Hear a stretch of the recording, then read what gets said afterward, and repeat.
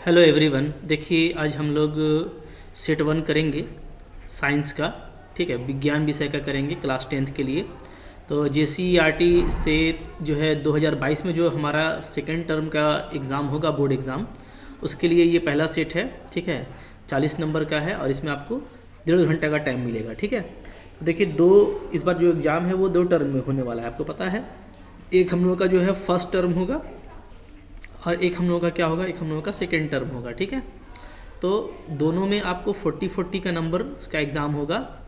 ठीक है, तो आपको ध्यान ये देना है कि आपको जो है इसका भी मॉडल सेट पहले आया हुआ था और हम लोगों ने सब कुछ किया हुआ है, 1 से लेकर के 2, 3, 4, 5 सारा मॉडल सेट है। सब कुछ आपने देख के तैयारी कर लिया होगा, उम्मीद है। ठीक है, नहीं देखा तो अभी भी टाइम है, देख के तैयारी कर लीजिए।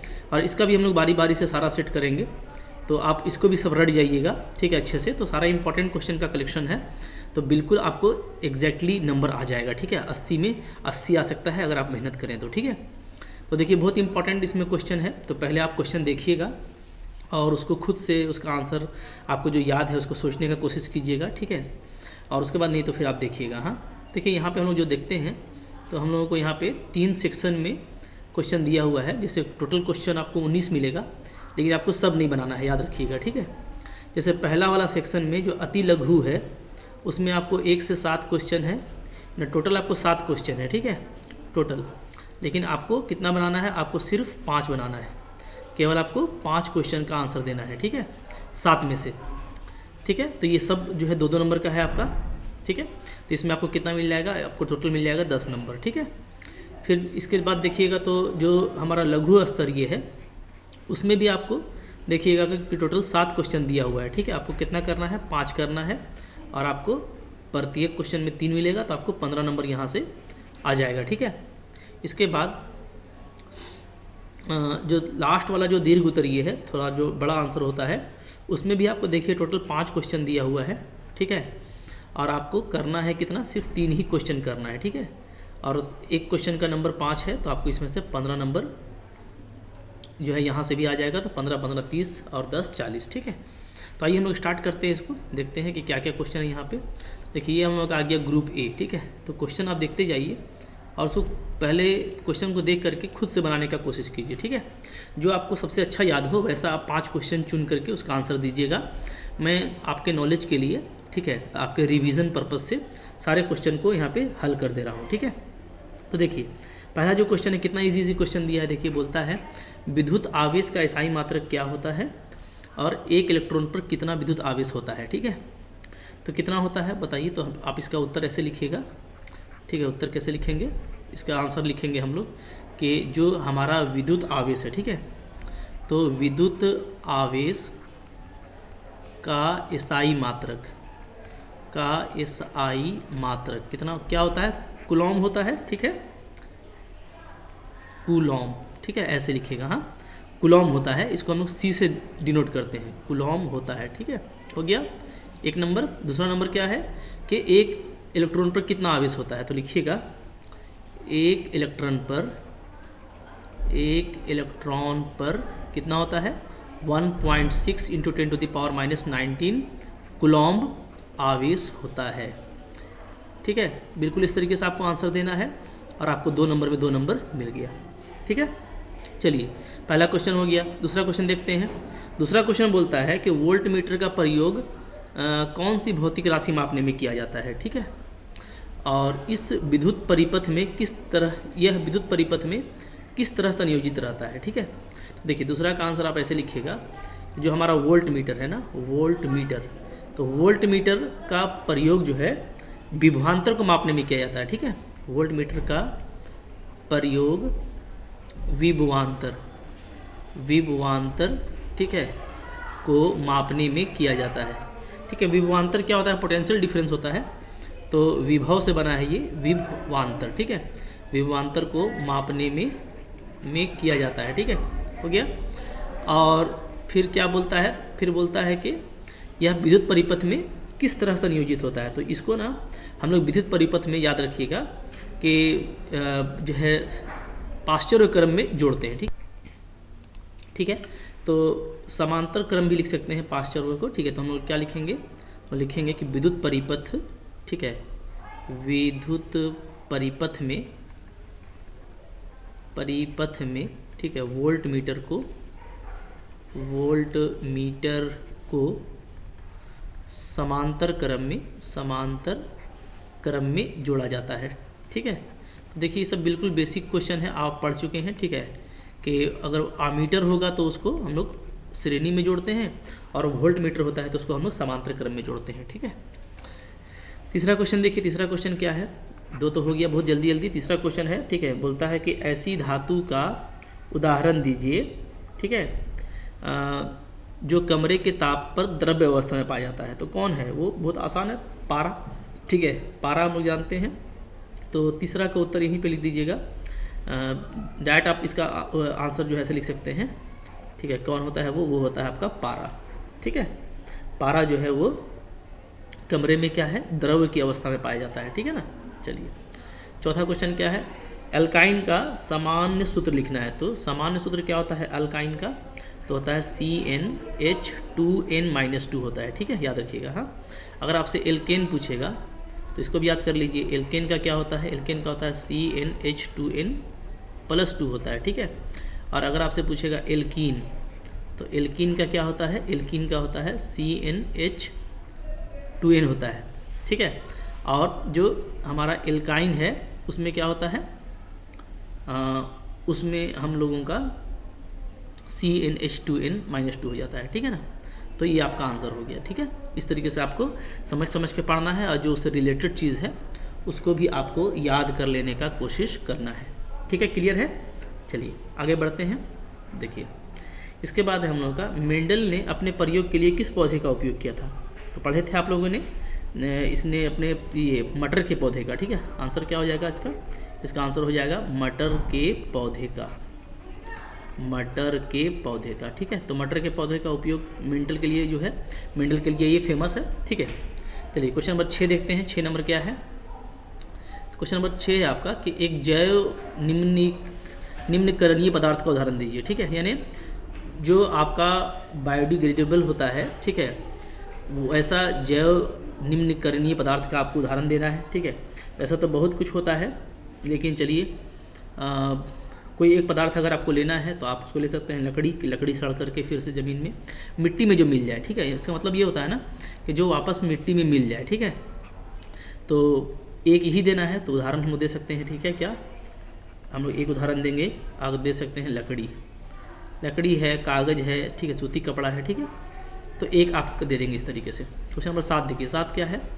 उत्पादक अपने ऊर्जा के लिए किस पर निर्भर होते हैं? ठीक है, तो उत्पादक जो है, यानी जो भी प्रोड्यूसर्स है, ठीक है, तो वो किस पे डिपेंड करता है? तो आप ये जानते हैं कि किस पे डिपेंड करता है। ठीक है, जल है, ठीक है, सूर्य का प्रकाश है, क्लोरोफिल है, कार्बन डाइऑक्साइड है। ठीक है, तो इसका आंसर देखिए इस तरीके से लिखेंगे।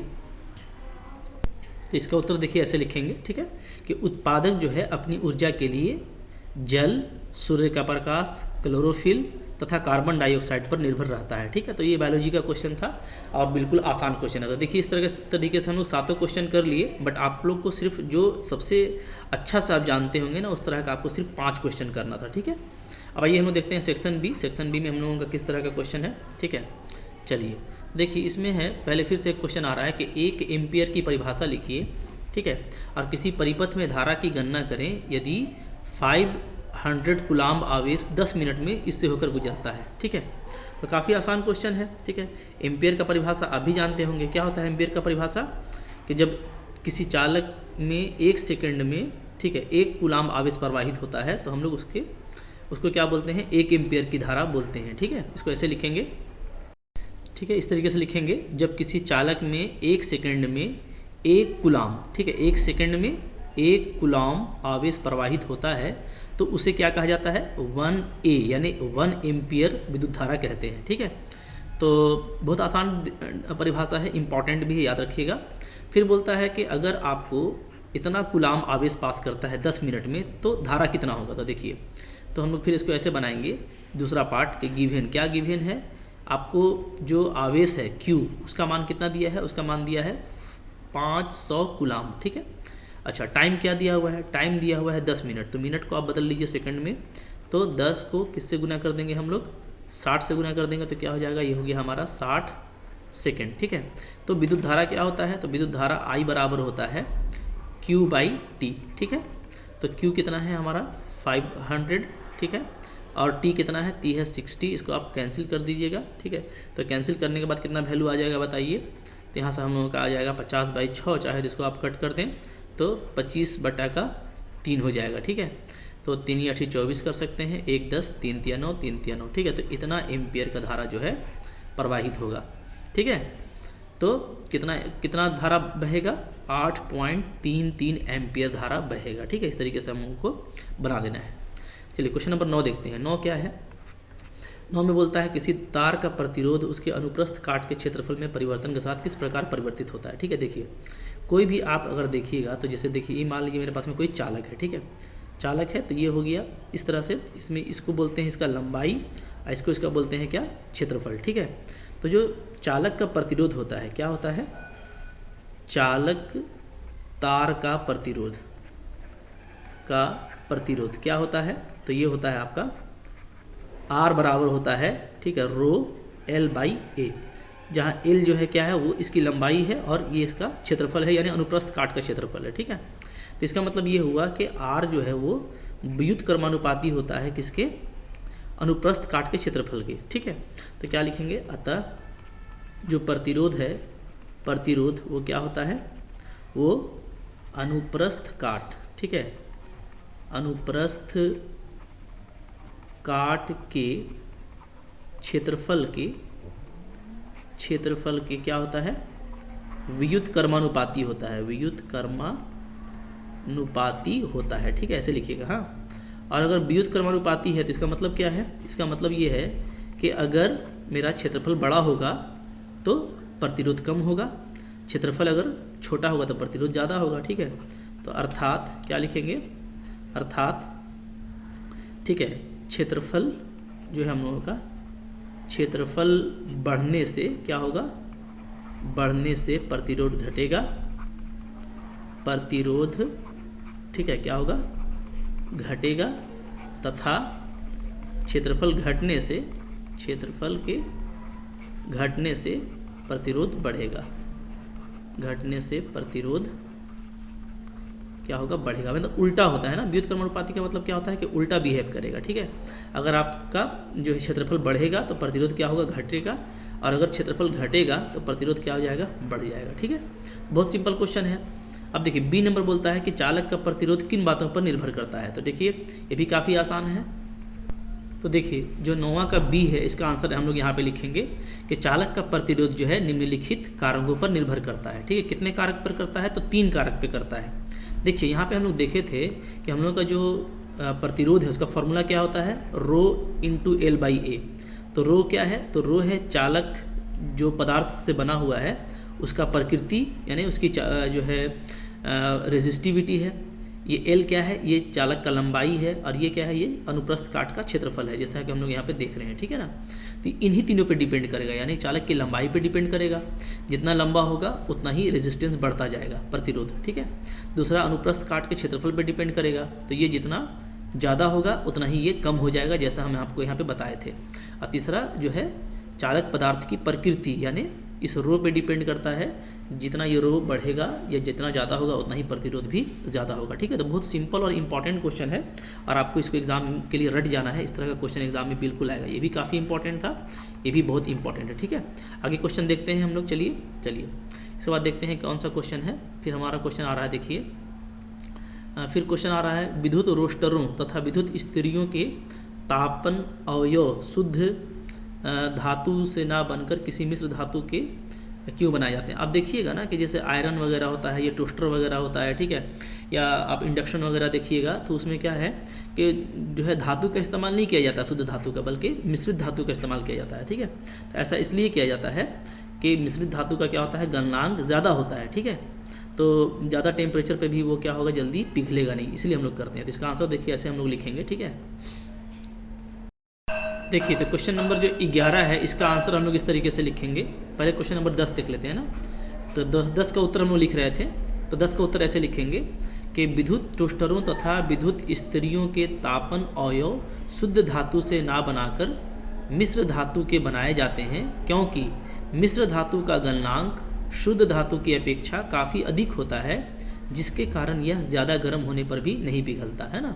अब देखिएगा इंडक्शन वगैरह आप देखेंगे, ठीक है, या ओवन वगैरह, वो गर्म होकर के भी नहीं टूटता है उसका जो फाइबर वगैरह है, इसलिए कि धातु की तुलना में उसका जो मिश्र धातु का ये होता है गलनांक होता है, ठीक है, वो ज़्यादा होता है। ठीक है, आगे देखिए क्वेश्चन नंबर 11 है कि पर्यावरण हितैषी अभ्यास लिखना है, यानी हमको कैसा प्रैक्टिस करना चाहिए जिससे हम इन्वायरमेंटल में फ्रेंडली रहें, यानी हम अच्छे इन्वायरमेंटल के लिए दोस्त बन कर रहें, है ना, यानी कि हमारे वजह से प्रदूषण हो, तो हमको प्रदूषण को कम करना है। तो प्रदूषण को रोकने का 3 उपाय बताना है आपको, मतलब 3 हैबिट।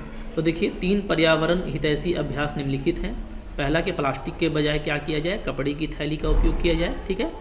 फिर ज़्यादा गाड़ी का के अपेक्षा में साइकिल का उपयोग किया जाए, और कचरा कूड़ा इधर उधर ना फेंकें हम लोग, बल्कि उसका जो फेंकने का उचित स्थान है वहीं पे फेंकें या जमा करें। ठीक है, ये सब बहुत आसान क्वेश्चन है, सिर्फ आपको एक बार इसको प्रैक्टिस कर लेना है, इसी तरीके से थोड़ा सा अच्छे से लिखना है, आपको एग्जाम में पूरा नंबर ज़रूर मिलेगा। ठीक है, आगे बढ़ेंगे, देखेंगे क्वेश्चन नंबर 12, 13 और 14। ठीक है, देखिए आइए देखते हैं।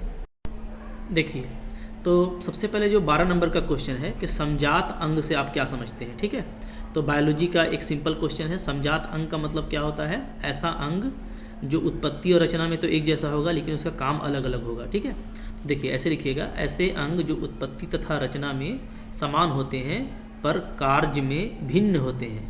ठीक है, यानी उत्पत्ति और रचना तो उनका जो है वो एक जैसा होता है लेकिन उनका काम अलग अलग होता है, समजात अंग कहलाते हैं। ठीक है, जैसे उदाहरण देखिए, पक्षी का पंख देख लीजिए और घोड़े के अग्रपाद यानी घोड़े के आगे के 2 पाँव देख लीजिए।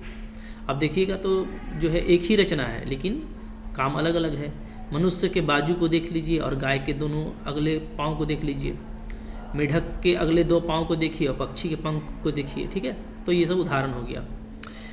चलिए फिर क्वेश्चन नंबर देखिए 13 है, 13 भी बायोलॉजी का है कि बोलता है कि परितंत्र, ठीक है, में अपमार्जकों की क्या भूमिका है, यानी डिकम्पोजर जो होता है, ठीक है, इकोसिस्टम में उसका क्या रोल है।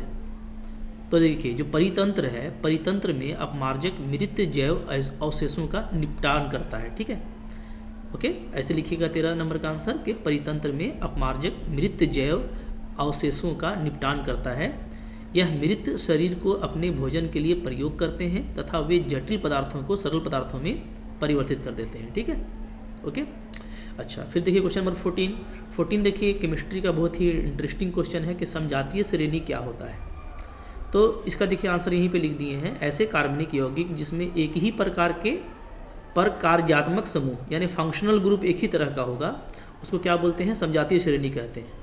एग्जाम्पल देख लीजिए, देखिए जैसे हम यहाँ पे दिखाए हैं मिथाइल अल्कोहल, इथाइल अल्कोहल, ठीक है, प्रोपाइल अल्कोहल, ये सब सारा क्या है, सारा में एक ही फंक्शनल ग्रुप है अल्कोहल का, ये सबको क्या बोलेंगे, समजातीय बोलेंगे। ठीक है, तो आसान क्वेश्चन आपको इसी तरीके से सब क्वेश्चन को याद करके प्रैक्टिस कर लेना है, इसलिए कि याद रखिए सब इंपॉर्टेंट क्वेश्चन यहाँ पे डाला गया है और एग्जाम में बिल्कुल इसी से क्वेश्चन आएगा, आपको आगे जाने की जरूरत नहीं पड़ेगा। ठीक है, तो सब क्वेश्चन को अच्छे से याद कर लीजिए, छोटा छोटा क्वेश्चन है लेकिन आपको 40 में 40 दिलाने के लिए बहुत कारगर साबित हो सकता है। ठीक है, चलिए आगे देखते हैं हम लोग क्या क्वेश्चन है इसके बाद।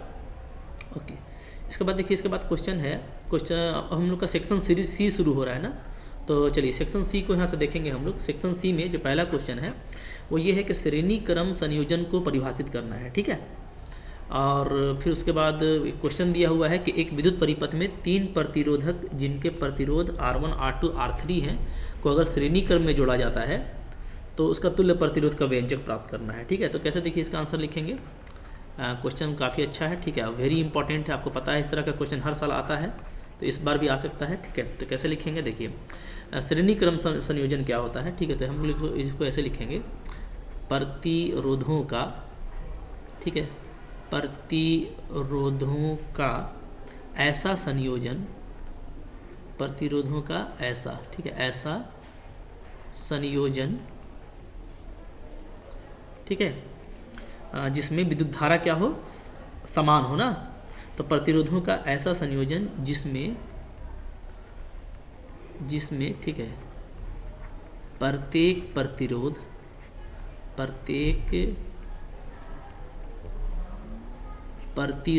ठीक है, में समान धारा प्रवाहित होती हो, में समान धारा प्रवाहित होती हो यानी बहती हो, ठीक है, प्रवाहित होती हो, ठीक है, क्या कहलाता है? श्रेणी क्रम संयोजन कहलाता है, ठीक है, श्रेणी क्रम, ठीक है, श्रेणी क्रम संयोजन कहलाता है, संयोजन कहलाता है। तो देखिए छोटा सा डेफिनेशन है, इसको ऐसे लिखिएगा।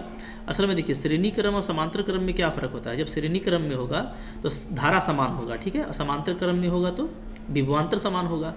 तो प्रतिरोध को हम लोग ऐसे संयोजित करें कि जिसमें हर प्रतिरोध से समान धारा प्रवाहित होती हो, तो उसको क्या बोलेंगे? उसको हम लोग बोलेंगे श्रेणी क्रम संयोजन, ठीक है। अच्छा, दूसरा पार्ट में क्या बोल रहा है कि एक विद्युत परिपथ में 3 प्रतिरोध, ठीक है, को लगाया गया है। तो हम लोग ऐसा ले लेते हैं, मान लेते हैं, और श्रेणी क्रम में जोड़ा गया है, ठीक है। तो देखिए सपोज कीजिए कि हम लोगों का 3 प्रतिरोध है, एक R1 है, ठीक है, एक R2 है और एक हम लोगों का R3 है। इस तीनों को हम लोग जोड़ दिए हैं एक परिपथ में, ठीक है। परिपथ में कोई विभवांतर हम लोग लगा देते हैं, ठीक है, V, ठीक है। तो इस तरीके से हम लोग परिपथ में जोड़ दिए। अच्छा, यहाँ पे इसका प्रतिरोध R1 है, इसका R2 है, इसका क्या है? R3 है, ठीक है। धारा अगर I प्रवाहित होता है डेफिनेटली, तो क्या होगा? सब में I ही धारा होगा, इसमें भी I, इसमें भी I और इसमें भी I। क्यों? इसलिए कि श्रेणी क्रम में सब में समान धारा प्रवाहित होती है, ठीक है। अच्छा, लेकिन विभवांतर तो अलग अलग होगा। तो मान लेते हैं कि इसका जो विभवांतर है वो है V1, ठीक है, और इसका जो विभवांतर है ये मान लेते हैं V2 है, और इसका जो विभवांतर इसको हम लोग क्या मान लेते हैं? इसको हम लोग मान लेते हैं V3, ठीक है। तो V1, V2, V3 ये हम लोग विभवांतर यहाँ से मान लेंगे। तो कैसे लिखेंगे? देखिए ऐसे लिखेंगे, ठीक है। यहाँ पे लिखिएगा कि माना कि, ठीक है, R1, R2 एवं R3, ठीक है, 3 प्रतिरोधों को, ठीक है, V वोल्ट के साथ क्या किया जाता है? श्रेणी क्रम में जोड़ा जाता है, ठीक है। इसको ऐसे लिखिएगा, श्रेणी क्रम में जोड़ा जाता है, ठीक है। इस तरीके से लिख देंगे हम लोग कि श्रेणी क्रम में जोड़ा जाता है, ठीक है। यदि V1, V2 और V3 क्रमशः प्रतिरोधों के सिरों का विभवांतर है, जैसा हम लोग यहाँ पे फोटो में दिए हैं, तो क्या होगा? तो देयरफॉर क्या हो जाएगा? जो टोटल विभवांतर भी है वो क्या हो जाएगा? V1 plus V2 plus V3 के क्या हो जाएगा? बराबर हो जाएगा, ठीक है। अब हम लोग पढ़े हैं ओम्स लॉ में कि V बराबर क्या होता है? IR होता है, ठीक है। तो यहाँ पे हम लोग क्या लिखेंगे? ठीक है, मान लेते हैं कि हम लोगों का जो तुल्य प्रतिरोध है वो R है, ठीक है। तो यहाँ पे एक फिगर और बनाइएगा तुल्य प्रतिरोध वाला, ठीक है, ऐसे, और यहाँ पे वही हमारा जो है विभवांतर रहेगा V, ठीक है, ऐसे, और यहाँ पे तुल्य प्रतिरोध आप दिखा दीजिएगा क्या? R, ठीक है। तो इसमें भी धारा वही प्रवाहित होगा, ठीक है। तो हम लोग मान लेंगे कि माना कि, ठीक है, अच्छा यहाँ पे लिख देता हूँ मैं, माना कि R क्या है? तीनों प्रतिरोधों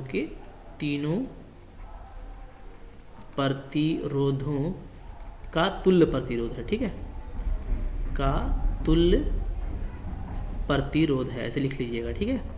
अच्छे से बनाइएगा, बहुत इंपॉर्टेंट क्वेश्चन है, एग्जाम में बिल्कुल आ सकता है, ठीक है। तो हम लोग R को अगर तुल्य प्रतिरोध माने हैं तो यहाँ से हम लोग V को क्या लिख सकते हैं? डायरेक्ट IR लिख देंगे, ठीक है। अच्छा, V1, तो V1 देखिए, V1 तो यहाँ पर का है, R1 के लिए है, तो धारा तो I है और प्रतिरोध R1 है, तो क्या लिखेंगे? IR1। फिर V2 देखिए, V2 के पास में भी R2 है, धारा I है, तो IR2 प्लस V3 के लिए फिर से I और R3, ठीक है, I और R3। इस तरीके से देखिए क्या होगा कि IR तो ठीक है, इधर से भी I को कॉमन ले लीजिएगा, तो क्या बचेगा? R1 plus R2 plus R3, ठीक है। तो I कट गया हमारा, तो देयरफॉर हमको अंतिम में क्या बचेगा? R बराबर R1 plus R2 plus R3। तो जो व्यंजक था ना तुल्य प्रतिरोध का, यही मेरा जो है अभिष्ट व्यंजक है, ठीक है। जो हमको चाहिए था अभिष्ट व्यंजक वो यही होगा, ठीक है। तो इस तरीके से आप बनाइएगा तो आपको पूरा में पूरा नंबर मिलेगा, ठीक है। तो इंपॉर्टेंट क्वेश्चन था, इसको आप छोड़िएगा नहीं, बिल्कुल करके आइएगा, ठीक है। चलिए, इसके बाद जो नेक्स्ट क्वेश्चन को हम लोग देखेंगे, ठीक है। नेक्स्ट क्वेश्चन क्या है देखते हैं। चलिए नेक्स्ट क्वेश्चन देखिए, यहाँ पे आ रहा है क्वेश्चन नंबर 16। क्वेश्चन नंबर 16 देखिए क्या है, एक न्यूमेरिकल है, ठीक है, और जैसा दिख रहा है बहुत इंटरेस्टिंग और बहुत ही इंपॉर्टेंट न्यूमेरिकल है और बहुत ईजी भी है, तो इसको आपको एग्जाम में छोड़ना नहीं है, ठीक है। तो क्या है यहाँ पे देखिए 3 प्रतिरोध दिया हुआ है, ठीक है, तीनों का मान दे दिया है और 12 वोल्ट बैटरी से ये लोग जुड़ा हुआ है, ठीक है। तो हम लोगों को बोलता है कि परिपथ का कुल प्रतिरोध निकालिए, ठीक है, यानी समतुल्य प्रतिरोध बोल रहा है, और परिपथ में प्रवाहित कुल विद्युत धारा का मान निकालिए और प्रत्येक परिपथ से प्रवाहित विद्युत धारा का मान निकालिए, ठीक है। तो आइए इसको हम निकालते हैं, ठीक है। देखिए कैसे बनाएंगे, यहाँ पे चूंकि समांतर क्रम में ही हम लोगों को दिख रहा है, ठीक है, तो हम लोग लिखेंगे ऐसे समांतर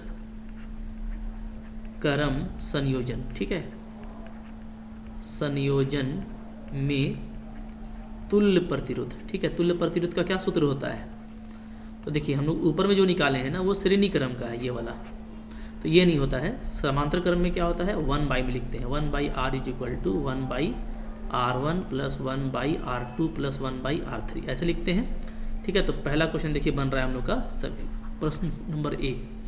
तो यहाँ से 1/r, तो 1/r कितना है, तो r का मान है हम लोगों का निकालना है हमको, ठीक है। चलिए R1 कितना है, तो R1 दिया हुआ है देखिए 5 ओम है, प्लस R2 कितना है 10 ओम है, प्लस R3 कितना है 30 ओम है, ठीक है। तीनों का एलसीएम 30 आ जाएगा, 5 6 30, 10 तिया 30, 30 1 30, ठीक, कितना आ जा रहा है 10/30। तो R का मान क्या हो जाएगा, R का मान हो जाएगा 30/10, ठीक है, यानी आपका आ गया 3 ओम। पहला क्वेश्चन बन गया। चलिए दूसरा है परिपथ में प्रवाहित धारा। तो देखिए दूसरा नंबर क्या होता है ना, प्रवाहित धारा क्या होगा, प्रवाहित धारा, तो प्रवाहित धारा का सूत्र क्या होता है, तो हम लोग जानते हैं I बराबर होता है V/R, ओम्स का नियम से, ठीक है। तो V कितना है, तो V देखिए दिया हुआ है 12 वोल्ट, तो V 12 हो गया और कुल प्रतिरोध कितना आ गया है 3 आ गया है, तो कितना काट देंगे तो 4 एम्पियर। दूसरा का भी आंसर आ गया, ठीक है, कितना आसान है देखिए। सी नंबर में बोलता है प्रत्येक प्रतिरोध में कितनी धारा बह रही है, ठीक है। तो हम लोग जानते हैं कि समांतर क्रम में सब में अलग अलग धारा बहेगा, श्रेणी क्रम में तो एक होता है, लेकिन समांतर क्रम में अलग अलग होता है, I1 I2 I3 मान लेते हैं, I1 I2 I3 है, ठीक है। तो हम लोग ऐसे लिखेंगे, है ना, R1 प्रतिरोध, ठीक है, में प्रवाहित धारा, क्या करेंगे इसको कर देंगे I1 कर देंगे। I1 का मान क्या हो जाएगा, तो देखिए भी तो सबके लिए सेम रहेगा, क्योंकि आपको पता है समांतर क्रम में सबका विभवांतर सेम रहता है, ठीक है। तो सबका भी होगा, भी रहेगा, नीचे में क्या हो जाएगा R1, ठीक है। तो V/R1, तो देखिए V का मान कितना है, V का मान हम लोग देख रहे हैं कि 12 है, ठीक है, और R1 का मान कितना था, तो R1 का मान है आपका 5, तो 12/5, ठीक है। इसको अगर आप ये कीजिएगा तो 2 पॉइंट क्या आ जाएगा 4 एम्पियर आ जाएगा, ठीक है। जैसे हम R1 का निकाले हैं इसी तरीके से क्या निकालेंगे हम लोग R2 का निकालेंगे और R3 का भी निकाल देंगे, ठीक है। बहुत इजी क्वेश्चन है। तो चलिए फिर इसी तरीके से इसी प्रकार क्या होगा, R2 प्रतिरोध में प्रवाहित धारा, ठीक है। तो इसका मान क्या हो जाएगा, I2 हो जाएगा, V/R2 हो जाएगा, V तो हमारा 12 है, R2 कितना है 10, ठीक है। तो ये हो गया आपका 1.2 एम्पियर, ठीक है। और R3 में निकाल लीजिए, तो R3 प्रतिरोध में प्रवाहित धारा कितना हो जाएगा, तो ये हो जाएगा हमारा I3, सूत्र क्या हो जाएगा V/R3, V कितना है 12 है और R3 कितना है 30, ठीक है। तो काट दीजिएगा 4 से, तो 4 तिया 12, अच्छा 2 से काटेंगे, 6 से काट देते हैं, तो 6 दूनी 12 और 6 पचे 30, तो 2/5, ठीक है, यानी 0 पॉइंट कितना आ जाएगा 4 एम्पियर आ जाएगा।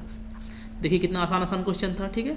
इस तरह का क्वेश्चन को आपको एग्जाम में छोड़ना नहीं है, वेरी इंपॉर्टेंट है, याद रखिए, ठीक है। बार बार हम आपको बोल रहे हैं, अभी देखिए अभी एग्जाम में 1-1.5 महीना का टाइम है, इस सब क्वेश्चन को अगर नहीं पढ़े हैं तो पढ़ कर रट जाइए, आपको 40 नंबर से कोई नहीं रोकेगा, ठीक है।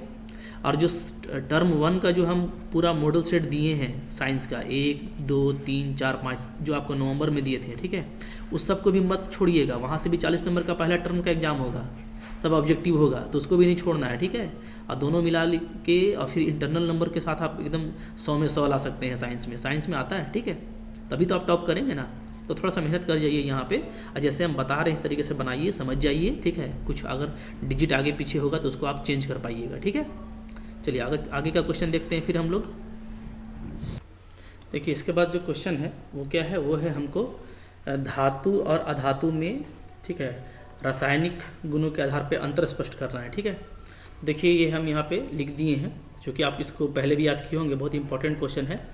तो देखिए यहाँ पे ये लिखा हुआ है, इसको आप स्क्रीनशॉट ले करके, ठीक है, और लिख लीजिए पूरा। ठीक है, देखिए क्या है, और हम देखेंगे तो इधर आप धातु कर लीजिएगा, इधर अधातु कर लीजिएगा। तो ये है कि धातु के ऑक्साइड क्षारीय होते हैं, यानी ये बेसिक होता है, और लाल लिटमस को नीला कर देते हैं। ठीक है, जबकि अधातुओं के जो ऑक्साइड हैं वो अम्लीय होते हैं, यह नीले लिटमस को लाल कर देते हैं। ठीक है, दूसरा ये है कि धातु में इलेक्ट्रॉन त्याग करके आयन यानी धन आयन यानी पॉजिटिव आयन बनाती हैं, या आप चाहें तो रिएक्शन दिखा सकते हैं। ठीक है, जबकि अधातु जो है वो इलेक्ट्रॉन को ग्रहण करके ऋण आयन बनाती है। ठीक है, इलेक्ट्रॉन को ग्रहण करती हैं और माइनस चार्ज में बदल जाती हैं। ठीक है, तीसरा यह है कि धातु में अम्लों के साथ अभिक्रिया कर हाइड्रोक्साइड बनाती हैं, जबकि अधातु में तनु अम्ल के साथ अभिक्रिया नहीं करती हैं। ठीक है, चौथा यह है कि धातु जलीय विलयन में धन आयन बनाते हैं, जबकि अधातु जलीय विलयन में ऋण आयन बनाते हैं। ठीक है, ये सब पहले से भी आप याद किए होंगे, बहुत फेमस है। फिर धातु देखिए अपचायक की तरह कार्य करता है, जबकि अधातु जो है वो ऑक्सीकारक की तरह यानी ऑक्सीडाइजिंग एजेंट की तरह काम करता है। ठीक है, जबकि ये रिड्यूसिंग एजेंट की तरह काम करता है। तो ये कुछ जो है फेमस है, इसको लिखिएगा इसी तरीके से। ठीक है, ग्रुप बना करके, कॉलम बना करके, तो आपको इसमें भी पूरा नंबर मिल जाएगा। ठीक है, चलिए फिर इसके बाद देखते हैं नेक्स्ट क्वेश्चन क्या था। तो इसके बाद जो नेक्स्ट क्वेश्चन है, ठीक है, आपको देखिए 5 ही क्वेश्चन कर, अंतिम में आपको 3 ही क्वेश्चन करना है, तो आपको जो सबसे ज़्यादा अच्छा लगे उसको कीजिएगा। ठीक है, फिर देखिए क्वेश्चन नंबर आपका 18 ये बायोलॉजी का क्वेश्चन है। ठीक है, पोषी स्तर क्या है, आहार श्रृंखला से इसका उदाहरण देना है। ठीक है, और विभिन्न पोषी स्तर को बताना है। तो कितना आसान क्वेश्चन है, देखिए ये बायोलॉजी का बहुत ही ईजी क्वेश्चन है। ये सब क्वेश्चन को मत छोड़िए, बहुत ईजी होता है। ठीक है, तो देखिए इसका आंसर हम आपको दिखाते हैं। ठीक है, इसका भी आंसर हम लिख दिए हैं, तो देखिए यहाँ पे आंसर लिखा हुआ है इसका। ठीक है, ये रहा इसका आंसर, देखिए ये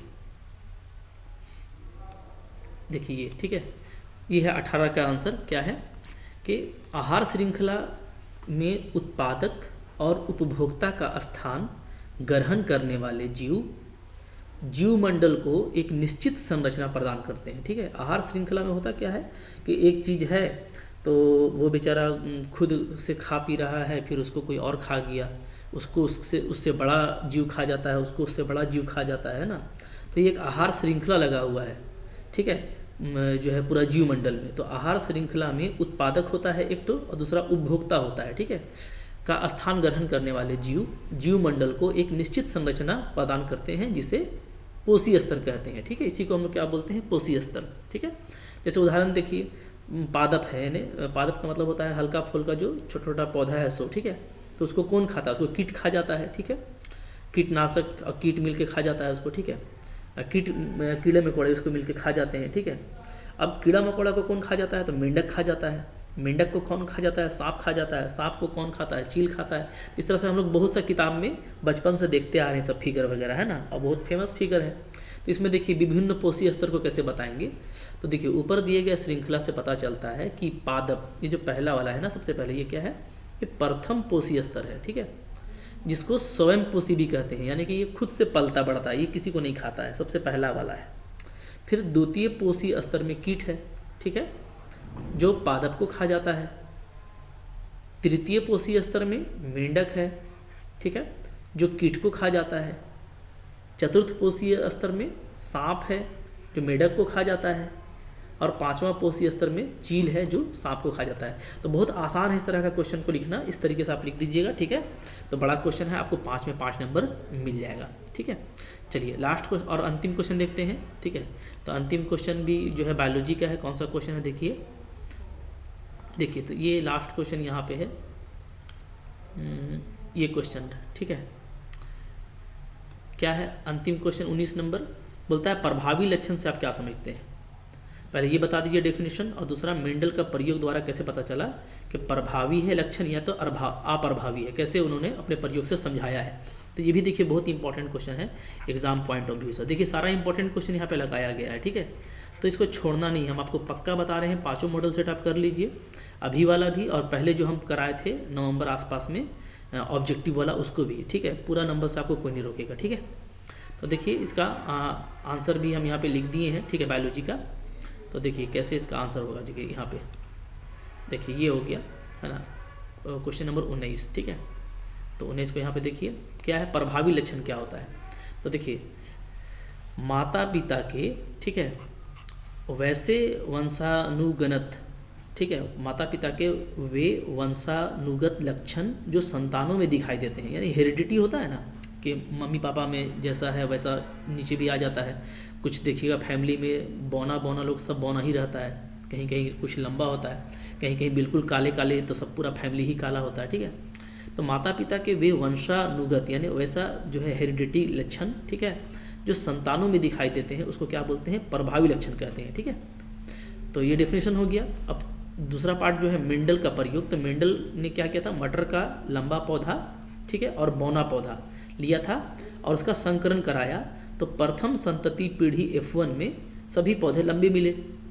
इसका अर्थ यह था कि दो लक्षणों में केवल एक ही पैतृक लक्षण दिखाई दिया, यानी वो लंबा भी लिया था और बौना भी लिया था, ठीक है, और दोनों का संकरण करवाया था तो मिला सब हमको लंबा, यानी कोई एक ही पैतृक लक्षण हमको दिखाई दिया, ठीक है। उन दोनों का मिश्रित प्रमाण नहीं मिला, ठीक है, माने ऐसा नहीं मिला कि बौना भी है पौधा लंबा भी है, दोनों नहीं मिला, सिर्फ बल्कि सब लंबा ही मिला। फिर उन्होंने क्या किया, फिर उन्होंने पैतृक पौधों एवं F1 पीढ़ी के पौधों का 100 परागण से उगाया, ठीक है। पैतृक पौधों एवं F1 पीढ़ी के पौधों को अब 100 परागण से उगाया। तो इस बार क्या देखा कि इस दूसरी पीढ़ी F2 में सभी पौधे लंबे नहीं थे।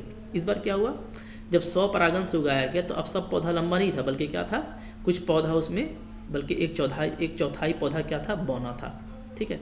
तो इस प्रकार मेंडल ने पाया कि जो लंबा पौधा हमको मिला था वो किसका है, वो प्रभावी लक्षण है, और जो बौना पौधा मिला वो अप्रभावी लक्षण है, ठीक है। इस तरीके से देखिए पूरा हो गया। तो इसको अच्छे से तैयारी कर लीजिए, 40/40 से आपको कोई नहीं रोक सकता, ठीक है। चैनल पे नए हैं तो सब्सक्राइब ज़रूर कर लीजिए, ठीक है, इसलिए कि हम सारा 1 बाय 1 करके मॉडल डालेंगे। मैथ का भी सारा मॉडल डाला हुआ है, तो जाके ज़रूर देखिए, आपको इस बार बहुत सुनहरा मौका मिल रहा है, इसको मिस मत कीजिए, ठीक है। इस बार आप टॉप कर सकते हैं और जो है 90% से ऊपर नंबर, बल्कि 100% नंबर ला सकते हैं पूरा बोर्ड एग्जाम में। अगर मैथ अच्छा रहा, साइंस अच्छा रहा तो बाकी तो अच्छा ही रहेगा, ठीक है। तो पूरा लग जाइए, ठीक है। चैनल पे नए हैं तो सब्सक्राइब कर लीजिए, ठीक है, दोस्तों को भी करने के लिए बोलिए। फिर गणित का भी सारा कंटेंट देखिए, अभी वाला भी देखिए, और जो हम नवंबर में बना करके दिए थे जिससे फर्स्ट टर्म का एग्ज़ाम होना है, ठीक है, तो उसमें भी जो आपका विज्ञान का बना हुआ है और जो गणित का बना हुआ है उस सब को जा करके देख लीजिए। 5 वहाँ पे है और 5 यहाँ पे, तो 10 सेट वहाँ से कर लीजिए और 10 सेट यहाँ से कर लीजिए, ठीक है। आप 1 महीना में अगर इसको अच्छे से करेंगे तो बहुत अच्छे से तैयारी हो जाएगा, कोई क्वेश्चन मिस नहीं होगा और आपको 100% मार्क्स से कोई नहीं रोकेगा, ठीक है। तो बात मानिए, ठीक है, बहुत इंपॉर्टेंट होता है बोर्ड एग्ज़ाम। इसी के बाद हम लोग आगे अपना फ्यूचर डिसाइड करते हैं, तो यहाँ से आपको अपने आप को अच्छे से बिल्डअप करना है, ठीक है। तो नेक्स्ट कंटेंट में मिलेंगे हम लोग नेक्स्ट सेट के साथ, तब तक के लिए थैंक यू वेरी मच।